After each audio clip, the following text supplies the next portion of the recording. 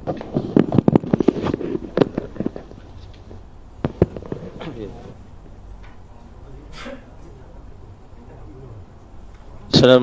warahmatullahi wabarakatuh.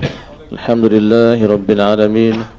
Wassalatu wassalamu ala ashrafil anbiya'i wal mursalin Sayyidina Muhammad wa ala alihi wa sahbihi ajma'in. Yang bagi al-fadhil Ustaz Ustaz Effendi, tuan-tuan, perempuan sidang jamaah yang dihormati sekalian. Alhamdulillah, kita merafakkan syukuran kita kepada Allah Subhanahu wa taala kerana kesudian yang mulia Ustaz untuk menyambung kembali pengajian di surau kita ni. Ya. Alhamdulillah, alhamdulillah.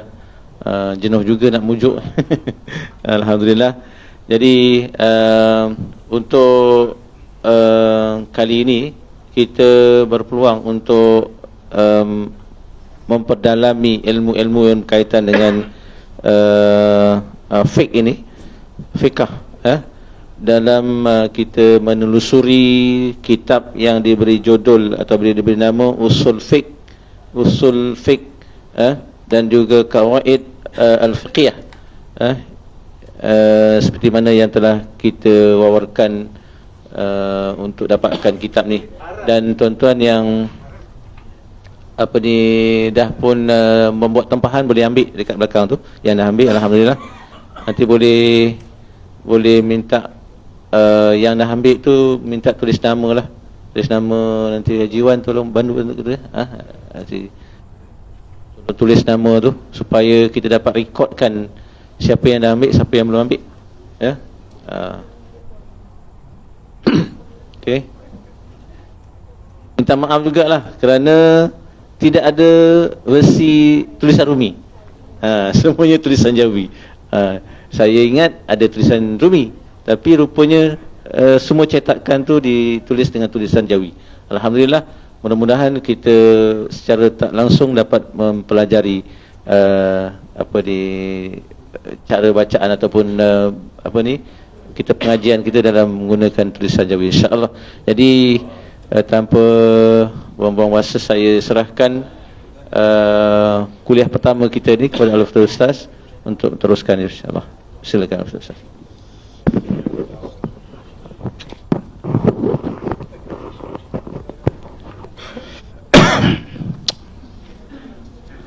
Bismillahirrahmanirrahim. Alhamdulillahirabbil alamin wa bihi nasta'in ala umurid dunya waddin. Wassalatu wassalamu ala rasulih al-mab'us rahmatan lil alamin wa ala alihi wa sahbihi ajma'in wa ba'du. Assalamualaikum warahmatullahi wabarakatuh. Alhamdulillah, kita sama-sama panjatkan kesyukuran kehadrat Allah Subhanahu wa taala. Mudah-mudahan pada malam yang mulia ini kita telah menunaikan kewajiban, yaitu solat fardu maghrib dan rukuk, sujud, dan peraturan-peraturan solat kita sudah buat. Mudah-mudahan ibadat yang kita lakukan, kalau ada kekurangannya, taksir kita, kelemahan kita, kita mengharap rahmat pengampunan daripada Allah Subhanahu wa taala. Dan salawat dan salam kepada junjungan kita Nabi besar Muhammad sallallahu alaihi wasallam. Pesanan beliau, daftarkanlah diri kamu di kalangan orang yang banyak bersalawat, sekurang-kurangnya 301 hari. Bila kita bersalawat 301 hari, kita sudah di golongan daftar orang yang banyak bersalawat. Jadi kita sebut Allahumma sholli ala Muhammad ataupun Allahumma sholli ala Sayyidina Muhammad. Dua-dua boleh. Allahumma sholli ala Muhammad wa ala ali Sayyidina Muhammad, tambah Sayyidina pun boleh, sebab dijelaskan di dalam kitab Saifut Thalab yang dikarang almarhum Tuan Syekh Abdul Halim yang banyak masanya di Mekah. Kata dia, tambah Sayyidina pun tidak ada halangan. Minta maaf saya batuk lagi. Yang saya muliakan, para imam kita di surau kita ini, yang disebut surau bertaraf masjid, ini istilahnya saja. Sebenarnya bila sudah macam ini, sudah dikira masjid, sudah ada binaan, ada bangunan, ada bumbung, kemudian kita sembahyang berjamaah indah Syafi'i, di sisi mazhab Syafi'i ada 40 orang, sudah dikira tempat sadis solat, yaitu masjid. Cuma kita ada istilah perundangan surau taraf masjid. Besok kalau tak salat Jumat pula disebut surau turun jadi masjid, turun kepada taraf surau. Ini cuma istilah. Saya pernah bangkitkan soalan ini di UM dengan pensara-pensara. Kata orang itu memang bila sudah sholat Jumat ada bangunan sudah dikira masjid. Yang saya muliakan para bilal kita yang senantiasa mengkumandangkan azan, sesungguhnya seruan mereka itu adalah seruan kudus, seruan yang sangat mulia, yang seruan yang sangat suci. Mudah-mudahan dengan perkumpulan kita ini, dengan seruan mereka, mudah-mudahan dapat barokah insyaAllah. Yang saya muliakan EJK Surau, tuan-tuan dan puan-puan yang hadir dalam hablah perkumpulan kita ini kita nak mengaji usul fiqh. Usul fiqh maksudnya daripada asal, baru fiqh, baru qawaid. Nah, jadi bermakna fiqh ini dia terlalu rumit, terlalu banyak. Itu sebab kena ada qawaid dia.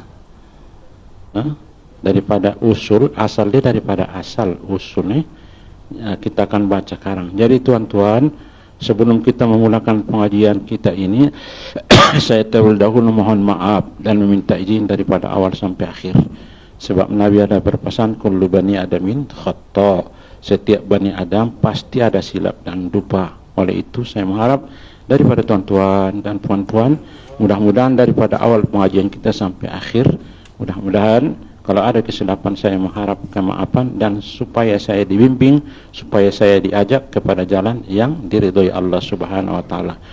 Jadi tuan-tuan, nak dapatkan sakinah dalam diri kita tuan-tuan ada dua. Mata kita ni ada dua, kita gunakan mata yang sebelah kanan memandang kebaikan yang ada pada orang. Kemudian mata yang sebelah kiri gunakan memandang yang ada kekurangan pada diri kita. Bila ada yang dua ini, sini ada sakinah. Itu aja tuan-tuan dalam kehidupan. Bila kita ada yang dua tadi, di sini akan datang ketenangan. Gunakan mata yang kanan melihat kelebihan yang ada pada orang, kemudian kita gunakan mata yang sebelah kiri melihat kekurangan yang ada pada diri kita. Jadi apabila memancar yang dua ini, di sini ada sakinah, dapat ketenangan. Sebab dia akan tertolak sifat-sifat yang lain, tuan-tuan.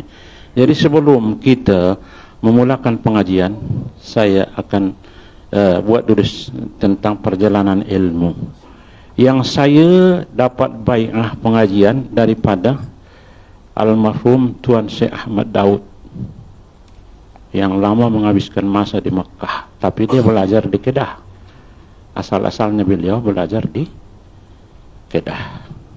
Setelah habis di Kedah, maka melanjutkan pengajian ke Makkatul Mukarramah di Darul Ulum Makkah. Kemudian beliau mengambil daripada Syekh Abdul Wahab Al-Mandili. Kemudian bersambung kepada Syekh Sulaiman Juhdi Jabal Qubais. Kemudian yang kelima menerima daripada Syekh Sulaiman Al-Kurmi. Kemudian menerima daripada Syekh Abdullah Afandi. Kemudian menerima daripada Syekh Khalid Al-Kurdi. Kemudian menerima daripada Syekh Abdul Dahlawi. Kemudian menerima daripada Syekh Samsuddin Habibullah. Kemudian menerima daripada Syekh Nur Muhammad Al-Badawani. Kemudian beliau menerima daripada Syekh Saifuddin. Kemudian beliau menerima daripada ayahnya Syekh Muhammad Maksum. Kemudian beliau menerima daripada Syekh Ahmad Al-Faruqi. Kemudian beliau menerima daripada Syekh Muhammad Al-Baqi Billah. Kemudian beliau menerima daripada Syekh Muhammad Al-Khawjuki. Kemudian beliau menerima daripada Syekh Darwis Muhammad. Kemudian beliau menerima daripada Syekh Muhammad Al-Jahadi. Kemudian beliau menerima daripada Syekh Ubaidullah Al-Harari. Kemudian beliau menerima daripada Syekh Yaqub Al-Jarhi. Kemudian beliau menerima daripada Syekh Muhammad Alauddin Al-Atari. kemudian beliau menerima daripada Syekh Bahuddin Shah Naqsabandi, kemudian beliau daripada Syekh Amr Kalal, kemudian menerima daripada Syekh Muhammad Babus Samsi, kemudian menerima daripada Syekh Ali Ar-Ramaini, kemudian menerima daripada Syekh Muhammad Al-Anjari, kemudian menerima daripada Syekh Arif Riyukuri, kemudian beliau menerima daripada Syekh Abdul Khaliq Al-Pajadawani, kemudian beliau menerima daripada Syekh Yusuf Al-Hamdani, kemudian beliau menerima daripada Syekh Abi Ali Al-Parmadi, kemudian beliau menerima daripada Syekh Abu Hasan Al-Kharqani, kemudian beliau menerima daripada Syekh Abu Yazid Al-Bastami, kemudian menerima daripada Syekh Imam Tariqat wal Haqiqah Ja'far Shadiq, kemudian menerima daripada ayahnya Syekh Qasim anak Muhammad anak Sayyidina Abu Bakar, kemudian menerima daripada Syekh Sulaiman Farisi, kemudian menerima daripada Sayyidina Abu Bakar As-Siddiq, kemudian menerima daripada Sayyidul Mursalin wa Habibur Rabbil Alamin Muhammad SAW, kemudian Nabi Muhammad menerima daripada Sayyidul Wahyu Malaikat Jibril daripada Allah Subhanahu wa Ta'ala. Inilah silsilah tentang pengajian saya. Daripada awal saya dapat nomor 38 silsilah sampai atas lah. Itu yang disebut, orang selalu sebut sanad-sanad. Jadi tak perlu kita sebut sanad-sanad ni kalau sudah tidak perlu. Kadang ada orang cerita sanad-sanad. Bila sanad dia kena ceritakan daripada awal sampai atas. Jadi inilah maksudnya silsilah yang kita ambil. Jadi tuan-tuan pun ada sanad masing-masing. Bila kita dah mengaji sudah ada tentu sanad masing-masing sampai ke atas. Jadi harapan kita yang kotor, yang fakir, yang miskin, yang hina, segala-galanya ada pada kita. Harap-harap dengan kemuliaan orang ini dapat kita besok ditarik di akhirat insyaAllah. Itulah harapan kita tuan-tuan. Sebab kita kotor, tapi dia ada rantai. Kalaupun kita rantai yang terakhir, mudah-mudahan kita dapat ditarik yang kotor ini. Ini gunanya yang disebut sanad tadi. Kita berguru dengan sepolan. Harap besok dengan kekotoran kita sudah tentu. Yang papa kelana miskin daripada ibadat, miskin daripada segala-galanya ada kekurangan. Harap-harap dengan kemuliaan mereka besok kita dapat ditarik bersama. Itu yang disebut silsilah. Itulah gunanya tuan-tuan belajar berguru. Harap-harap besok kita dapat ditarik. Walaupun tak dapat belajar, bukan wajib mendapat, akan tetapi wajib belajar. Harapan kita inilah tuan-tuan kita yang kotor. Kita sudah di akhir zaman, mata kotor, telinga kotor, perut kotor, segala-galanya kotor. Tapi bila kita tengok ke atas, ada lagi di tempat-tempat yang suci, yang mulia, macam Yazid Al-Bastami. Waktu dalam kandungan pun, bila mak dia tersalah makan benda yang haram, dia sudah bergerak dalam perut mak dia.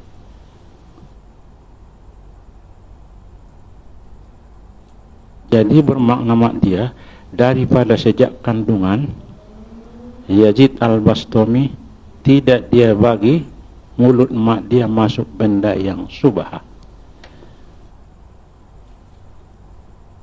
Kita bila kandungan perempuan bergerak-gerak, dia pergi hospital, dia tengok macam mana bayi tadi, sihat kata sihat, songsang kata songsang.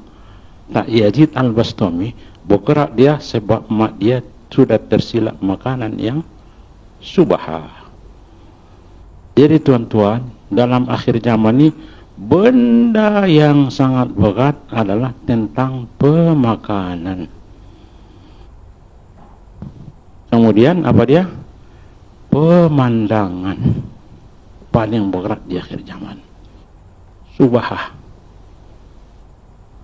Bila subah dalam hati kita tuan-tuan, apabila dia takbiratul ihram, sembahyang, pikiran tadi akan bergerak kepada urusan dunia. Sebab dalam kotor. Allahu Akbar sudah dia bergerak. Dia tak nak. Sebab subah. Ini yang kita nak bincangkan dalam usul fiqh kita ni, macam mana peringkat-peringkat dia. Allahu Akbar, ada perempuan sesudah itu sudah bergerak. hatta la yara khasyan, sehingga daripada imamnya sampai di ujung barisan shaf makmum tidak ada yang khusyuk. Apa dia tuan-tuan? Tentang pemakanan, kemudian mata. Innan nazara ila mahasinil mar'ah sahmun masmumun min syabi iblis paman tarakaha azaqallahu ta'mu ibadatin tasurruhu. Sesungguhnya mata tadi memandang kepada aurat perempuan, dia anak panah yang sangat tajam daripada iblis. Dia tidak akan tenang sampai mati terkecuali dia dapat memadamkan pemandangan tadi. Waktu sholat Allahu Akbar nampak datang tuan-tuan, disebut pemandangan dan pemakanan. Ini yang kita sekarang nih, perkara subah, perkara subah. Oleh itu tuan-tuan, kita coba berikhtiar, walaupun kita terjatuh, mudah-mudahan ikhtiar yang kita usahakan dapat pengampunan daripada Allah Subhanahu wa taala. Ayyulah min labata min haramin pannaru aula. Orang yang sudah cukup hajinya, sembahyang tahajudnya, puasa wajib dan sunat, dan yang lain-lain semua sudah cukup, tetapi ada daging yang haram di dalam tubuh kita, terpaksa masuk neraka. Sebab daging ini tak diterima surga. Itu kita bersungguh-sungguh. Mudah-mudahan kesungguhan kita nih, apabila kita tercampak kepada benda yang subah, tapi kita sudah bersungguh-sungguh, mudah-mudahan dapat diampunkan Allah Subhanahu wa taala sebelum kita ke sana.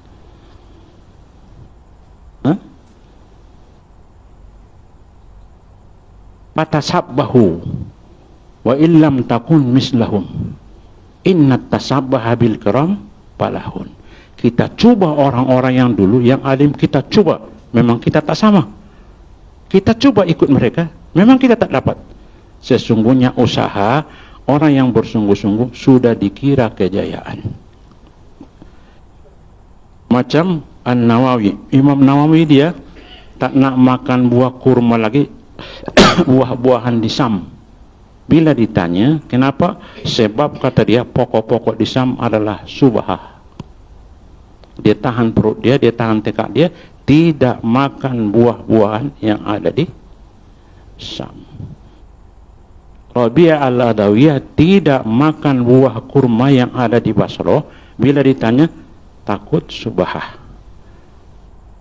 Ibrahim ibnu Adham apabila sampai ke Mekah, sesungguhnya mereka itu minum air jam-jam, maka ditanya dia, kenapa tidak minum air yang mulia? Sudah kamu di Mekah, takut kata dia timba yang gunakan adalah subhah. Kalau dia bawa kata dia timba dia akan minum. Tetapi dia tidak minum air jam-jam apabila sampai di Mekah, sebab takut subhah. Mungkin kita jauh, tapi kita coba tuan-tuan, kita coba ikhtiar, mungkin tak boleh, mudah-mudahan apa yang kita usahakan besok diampunkan oleh Allah Subhanahu wa ta'ala. Itulah harapan kita tuan-tuan. Kena mengaji terus, jangan mengkaji sebelum mengaji. Bila asing mengkaji sebelum mengaji, itu sangat-sangat berbahaya. Sesudah mengaji, jangan dulu mengkaji. Kata Syekh Hasan An-Nursi, kalau boleh 40 tahun belajar baru boleh mengajar. Saya tuan-tuan berapa tahun sudah mengajar, bermakna saya termasuk golongan yang kurang ajar. 40 tahun tuan-tuan baru boleh. Ini para orang-orang yang hebat-hebat kita sudah banyak mengkritik para ulama-ulama yang dulu. Memang di zaman dulu pun sudah ada yang mengkritik Imam Ghazali. Sebab di dalam kitab Ihya Ulumuddin banyak hadis-hadis yang dhaif.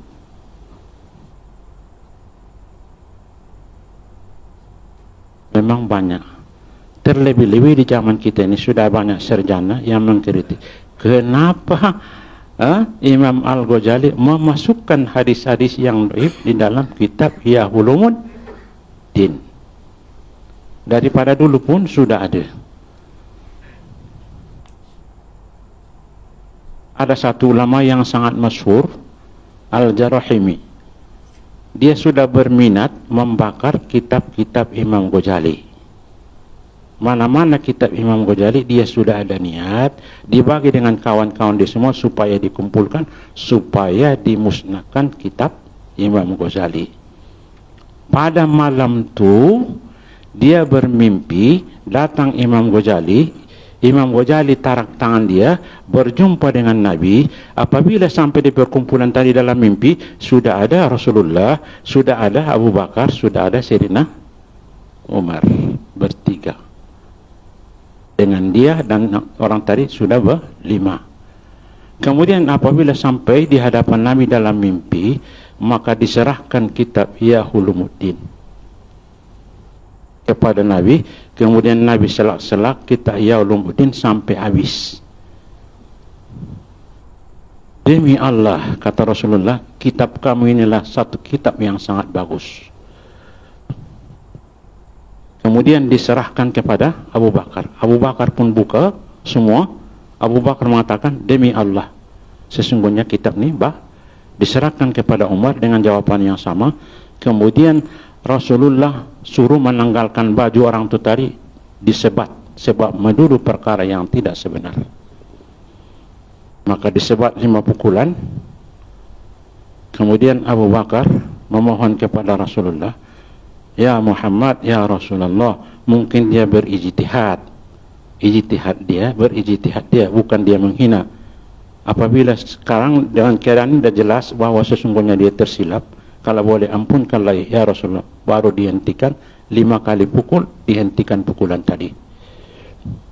Kemudian apabila dia bangun daripada tidur, maka ada kesan pukulan.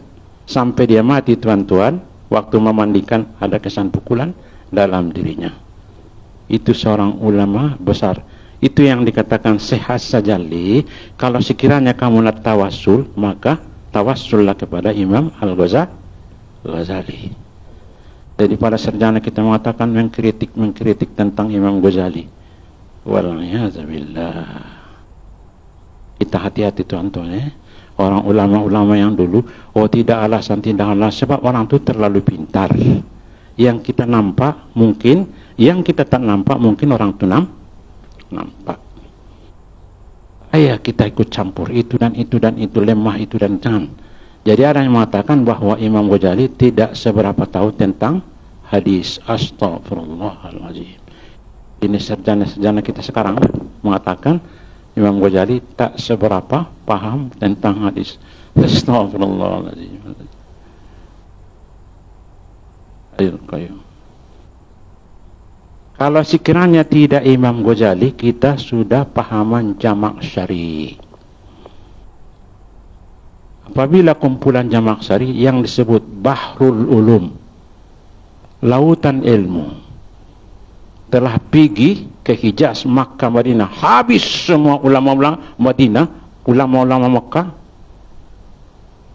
Sebab bila kita tanya satu soalan, dia boleh jawab 12 dengan jawaban yang sama. Apabila dia pergi ke Mesir, ulama Mesir habis semua. Pergi ke Yaman, habis, semua habis. Apabila ke Irak, tuan-tuan, sangkut dengan Imam Al-Ghazali. Kata beliau, kudrat adalah pada tangan kita. Jangan bacakan ayat Quran, bagi dia itu air lagi ya. Kita baca lagi dia tahu. Kata dia, kudrat di sini. Bila dia tanya, kata dia, jatuh. Bermakna kudrat di sini. Nampak? Kalau kita bacakan ayat Quran tuan-tuan, bagi dia Bahrul Ulum. Sampai 30 juz Al-Quran habis, dengan beribu-ribu hadis habis, tidak dapat dikalahkan ulama jamak syari. Maka sangkut dengan Imam Al-Ghazali. Itu yang disebut dia Hujjatul Islam. Kalau tuan-tuan mungkin tuan imam kita sudah jamak syari, saya pun sudah jamak syari. Apa dia pahaman Mu'tazilah. Habis sangkut dekat Imam Ghazali. Maaf saya bercakap. Jadi makna Imam Ghazali melihat bahawa orang ini tidak dikalahkan, dapat dikalahkan dengan hadis, dengan Quran tak boleh, dengan apapun, maka dia suruh, minta maaf saya bacakan, kita nak dapatkan simpulan ceritanya, maka disuruhlah dia nikah, disuruh kawin. Apabila dia mendekati keluarga dia, maka badan dia lemah, maka Imam Ghazali bertanya, di manakah kudrat yang kau mengatakan yang ada pada diri kamu? Baru dia angkat tangan. Nampak? Kalau tuan-tuan kita sudah jamak sari. Di Mesir sudah habis, di Yaman sudah habis, di Damsyik sudah habis, di Madinah sudah habis, Mekah habis dah. Sari tak ada lagi dah. Nampak? Sangkut di Irak, di tangan Imam Al-Ghazali. Jadi pada sarjana kita tuan-tuan sekarang mengkritik, wallah, saya tak mau campur-campur tuan-tuan sebab Imam Ghazali kalau kita kumpulkan manusia sedunia ini sekarang agaknya tidak ada lagi yang serupa ilmunya, tak ada lagi dah. Jadi kita tak payah campur-campur ikut-ikut Imam Ghazali tak pandai hadis, tak paham hadis, maka dia gunakan hadis-hadis dhaif tuan-tuan, tak payah kita campur. Oke tuan-tuan, kita mula kepada kitab kita ini. Yang mengarang kitab ini ada dua beradik. Abang dia yang ada gambar nih. Kemudian yang adik dia Profesor Muhammad Saleh, tidak ada gambarnya di sinilah. Kemudian yang ketiga adik dia yang Menteri Agama sekarang, siapa namanya itu? Itu adik dia. Dari makna abang dia yang ini tadi, kemudian Profesor Muhammad Saleh, kemudian yang Menteri sekarang itu adik-beradik. Jadi kitab ini beliau masih hidup lagi, kita doakan mudah-mudahan mereka itu mendapat rahmat daripada Allah Subhanahu wa taala. Saya bertemu dengan beliau waktu di UM satu pengajian, yaitu pengajian bagian fiqh muamalat. Jadi berkebetulan hari itu nampak kitab ini cantik, saya ambil. Oke, bab yang pertama, muka surat yang pertama kita mula. Ini pengajian kita ini berhenti sebelum Isya sebelum Isya kan, yang biasa buat. Bab yang pertama, muqaddimah. Qaddama yuqaddimu taqdiman, muqaddimah pendahuluan. Ini bahasa Arab Pengertian usul fiqh. Apa dia usul fiqh? Para ulama usul fiqh telah menjadi kebiasaan mereka mentakrifkan usul fiqh dengan dua pandangan. Pertama, sebelum ia dijadikan satu ilmu pengetahuan, kedua setelah ia dijadikan satu ilmu pengetahuan. Yang pertama, pengertian usul fiqh sebelum ia dijadikan satu ilmu pengetahuan. Perkataan usul fiqh jika dipandang sebelum dijadikan satu ilmu pengetahuan adalah tersusun dari dua perkataan, yaitu usul dan fiqh. Sebagai susunan idhafi. Apa dia maksudnya? Susunan yang berbentuk idafat. Idafat maksudnya sandaran lah. Macam contoh dia ini, usul ini fiqh dia. Kita sandarkan macam ini. Itu dia ada usul fiqh. Idafat maksudnya sandaran. Contoh dia ini, usul fiqh, ini PK. Jadi kita sandarkan. Jadi digambarkan yang dua, yaitu usul fiqh. Perkataan usul adalah jamak bagi perkataan asal. Asalah yasul aslan. Usul. Manakala makna perkataan asal di segi bahasa ialah asas, dan di segi istilah diartikan kepada salah satu daripada makna-makna berikut. Yang pertama, dalil seperti dikatakan asal wajib sembahyang ialah firman Allah SWT, wa aqimus shalah. Setakat itu aja lah, jadikan sembahyang. Itu aja lah usul fiqh, buat sembahyang. Itu usul fiqh. Itulah usul fiqh. Aqimus wa aqimus shalah, buat sembahyang. Wajib sebab aqimu bil amar, buat sembahyang. Itu setakat itu aja. Setelah itu apabila kita tengok di bawah perkataan aqimus shalah bermakna sudah bercampur dengan PK, maka diuraikan. Tidak di bawah perkataan aqimus shalah bermakna di situ ada 12.000 peraturan. Di dalam kitab Maniatul Musallin, kemudian bila saya baca dalam kitab Profesor Muhammad Yunus, ada 13 bermakna. Yang 12.000 tadi dikumpulkan rukun sembahyang jadi 12 di dalam Maniatul Musallin, tetapi bila saya tengok dalam kitab lain adalah 13 rukun. Bayangkan tuan-tuan, itu sembahyang ini bukan main-main. Apabila tuan-tuan, tuan imam kita sholat 12.000 sudah ada tuan imam kita melalui undang-undang sholat. Saya nak bertanya sedikit, dalam 3 menit 4 menit sembahyang, adakah di dunia ini undang-undang yang kita lalui sampai 12.000? Kira-kira 3 menit, 2 menit. Tetapi sudah ada di dalamnya peraturan yang kita lalui sampai 12.000 peraturan. Ada tak tuan-tuan? Saya pun tak paham. Ada tak? Tidak ada. Dalam sholat. Itulah tuan-tuan beratnya sholat yang kita lakukan tadi. Itulah tuan-tuan. Di bawah aqimus sholat yang tadi, yang kita sebutkan tadi, dirikan sholat, tetapi sudah ada di sana peraturan sebanyak 12.000. Bermakna setiap satu rukun, 1.000. Kalau dalam kitab Manitul Muslimin kata dia 12 rukun. Kalau di dalam kitab Prof. Muhammad Yunus Fikul Wadi kata dia 13. Kalau 13 pun hampir 1.000 setiap satu rukun. Itulah beratnya tuan-tuan solat yang kita lakukan setiap waktu. Sama ada kita langgar ataupun wallahualam bisa tuan-tuan tak terkata. Itu baru proses luar. Bila proses dalam, kata Imam Al-Ghazali, bila saya tanya tuan-tuan, dan apabila saya pun ditanya, warna ini adalah putih. Tetapi apabila saya tutup lampu, putih tak? Nampak tak? Nampak tak nampak lagi, tapi nampak melalui makrifat itu sudah dalam. Bermakna apabila kita patutnya sholat, warna yang ini kita sebut boleh putih, disebut nur. Sebab ada cahaya baru saya nampak ini putih.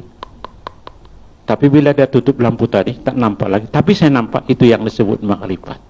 Itulah yang disebut sembahyang thariqah. Dia ada sembahyang syariat. Bila sembahyang syariat, bila sembahyang dia memang garut-garut. Telinga garut di sana, garut di sini. Itu sembahyang syariat. Tapi dia ada kiblat. Sebab kata dia kalau tak ada kiblat, batal memang batal. Tapi garut sana, gatal sini. Menguap lagi kan. Itu sembahyang syariat.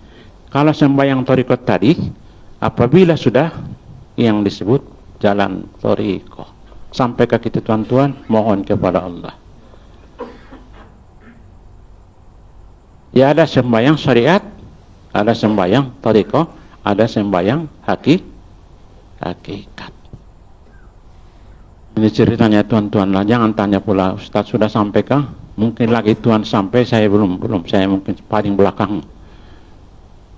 Inilah dalam sholat yang disebut tadi dalam usul fiqh kita, aqimus sholat. Dalam surah An-Nur ayat 56, rupa-rupanya buat sembahyang sudah ada di sana beribu-ribu peraturan. Kemudian kita dapatkan peraturan tadi, Nabi sebut sallu kama ra'aitumuni ushol, sembahyang kamu sebagaimana saya sholat, kata Nabi. Kita tak nampak Nabi, tak nampak. Kenapa disebut Nabi sallu? Kepada sahabat yang ada pada ketika itu, dia nampak macam mana sujud rukuk. Sedangkan sahabat pun ada berbala. Kata Ibnu Abbas, bila kita duduk sembahyang tahiyat akhir, kaki kita tegak sini, sedangkan kita ada duduk iftiras dan duduk tawaruk. Kemudian sahabat yang lain mencela, bukankah biadab, tidak ada akhlak, tegak kaki kan, tegak. Di antara sahabat yang tak nampak Nabi buat, maka dia mengatakan itu terlalu biadab, tidak ada adab. Kemudian Ibnu Abbas menjawab, ini daripada Nabi. Kenapa sebut sesungguhnya yang kita buat perkara yang tidak ada adab, sedangkan ini Nabi buat? Bermakna dalam sahabat pun berselisih pendapat. Waktu dia hadir, cara sembahyang Nabi lain. Waktu dia tidak pun, di antara sahabat pun berselisih pendapat. Oleh itu tuan-tuan, Jangan kita terlalu mengatakan kita nak deret kepada Nabi. Mustahil. Berlaku. Di antara sahabat pun sudah bergaduh. Tak. Jadi bermakna kalau Tuhan sembahyang macam ini waktu duduk terakhir macam ini, kaki, itu yang Ibnu Abbas dia nampak Nabi buat. Kalau nak buat, ada. Memang Nabi buat. Kenapa? Jadi bermakna kena berlapang dada. Waktu Nabi keluar, tidak di Makkah, Nabi berdoa, Allahumma hdini sampai akhir. Kemudian ada penambahan doa. Summa tarakahu, Nabi tinggalkan. Jadi di antara Imam Syafi'i dan Imam Ahmad bin Hanbal mengatakan, Imam Syafi'i kata dia, yang ditinggalkan Nabi doa kunut nazilah. Jadi saya ambil tengah kata Ahmad bin Hanbal, kata dia tidak berkunut. Sebab dia ambil tengah. Nampak? Yang Imam Syafi'i mengatakan yang ditinggalkan Nabi adalah doa kunut nazilah. Qanata sahron ba'da ruku'. Ya da'u ala ya'il arabi. Yang dikatakan Imam Syafi'i ini, maka dia berkunut. Itu hadis sahih. Cuma pemahaman. Jadi Ahmad bin Hanbal kata dia, saya ambil tengah lah. Nabi sudah tinggalkan, saya pun tidak mengatakan, maka Ahmad bin Hanbal tidak berkunut, tapi tidak bergaduh. Pak, ini yang patutnya kita bawa. Ini tuan-tuan pumpam sana sini kadang-kadang orang sudah nak terbang ke bulan, kita masih bergaduh. Benda yang buruk. Patutnya kita nak fikirkan, mudah-mudahan surah kita ini adalah surah yang hebat. Contoh dia lah, sudah terapung di atas. Apabila kita nak ke atas, sudah ada sayap terbang. Contoh dia lah tuan-tuan, ini asyik kunut haram, bid'ah sampai bila-bila. Sedangkan yang mengasaskan tak bergaduh. Aku ambil tengah, yang Nabi memang tak berkunut 1 bulan, saya tak berkunut. Kata Ahmad bin Hanbal, yang saya ambil adalah kunut nazilah. Yang ditinggalkan bukan yang asal. Kata Imam Syafi'i, saya berkunut, kata dia. Saya pun tidak berkunut, kata Abu Hanifah. Saya berkunut, kata Imam Malik. Tetapi sebelum aman tuan-tuan. Tak ada hal. Itu yang kita sebut tadi, aqimus shalah di sini sudah. Jadi saya minta tolong dengan Tuan Imam, kalau sekiranya ada lagi ustaz-ustaz kita yang datang di sini yang dapat 12.000 di dalam aqimus shalah, saya nak bersila di hadapan dia sebab saya nak dapatkan ilmu. Mana tahu besok ada lagi, saya insyaAllah saya akan bersila di hadapan dia untuk belajar nak dapatkan 12.000 di dalam undang-undang solat yang kita buat. Saya tuan-tuan 12 pun payah. Tapi ada tuan-tuan yang boleh kah? 1.000 biar saya tampang tak? Ada tak? Saya 12 rukun pun tuan-tuan payah. Kalau tuan-tuan tanya saya, mungkin saya menggelabah. Oke tuan-tuan, jadi itu permulaan mukadimah kita. Wa aqimus shalah, di sini sudah ada peraturan yang sangat berat. Apabila kita salat, tuan imam kita, tuan bilal kita, apabila kita sudah salat, bermakna 12.000 undang-undang yang telah kita lalui. Bila solat kamu sudah cantik, bermakna bagi kamu titian siratal mustaqim besok pendek. Ada lagi dah. Bila solat sudah cantik, bermakna kita besok nak meniti titian siratal mustaqim jadi pendek. Kal barqil khatib, sebagaimana dia sembarang kilat petir, sudah di pintu surga. Sebab apa? Sembayangnya, solatnya elok.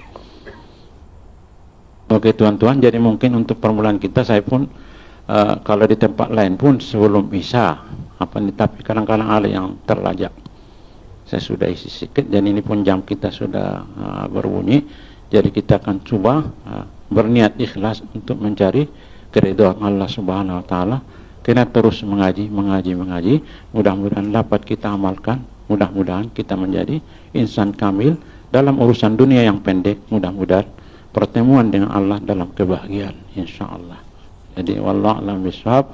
Kita menguraikan wa aqimus shalah ini pun mungkin besok berbulan.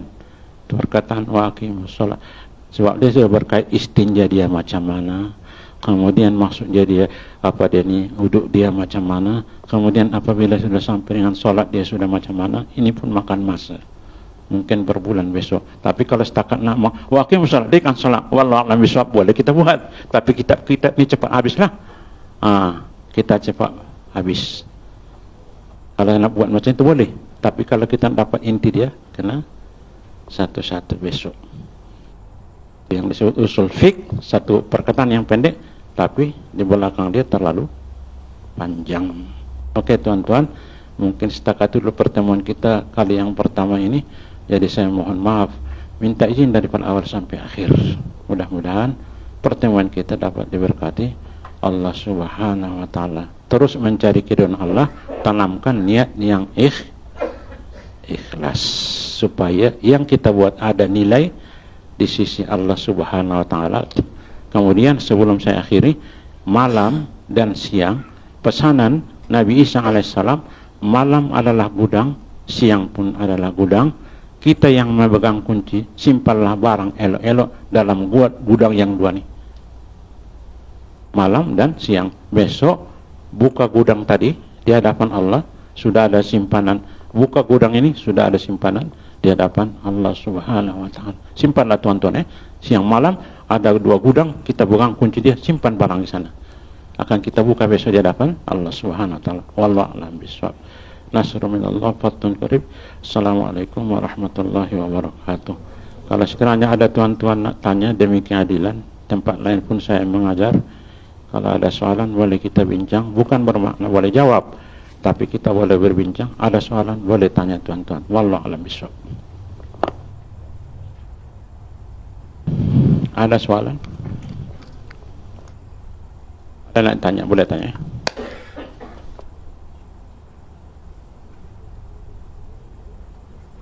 Ada yang tanya?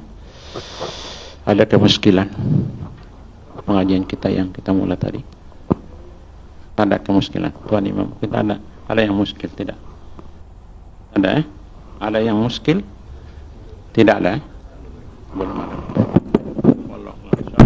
Bismillahirrahmanirrahim. Alhamdulillah.